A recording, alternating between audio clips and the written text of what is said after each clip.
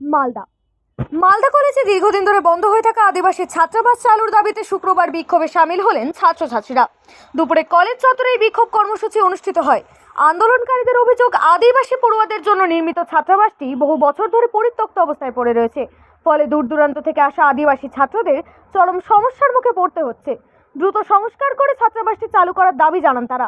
এদিন কলেজে উপস্থিত থেকে ছাত্ররা কর্তৃপক্ষের কাছে স্মারকলিপিও জমা দেন।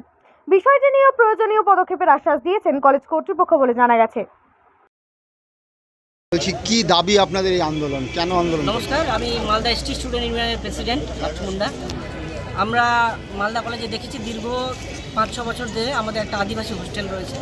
হোস্টেলটি দীর্ঘদিন থেকে বন্ধ রয়েছে।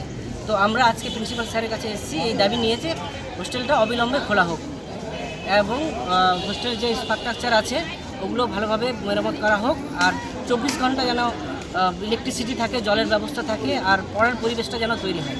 এ নিয়ে আমরা এসেছিলাম আজকে। কত ছাত্রছাত্রী কলেজে পড়ে যাদের হোস্টেলের খুব প্রয়োজন? অ্যাকচুয়ালি এই হোস্টেলটা বেসিক্যালি ট্রাইবাল স্টুডেন্টদের জন্য।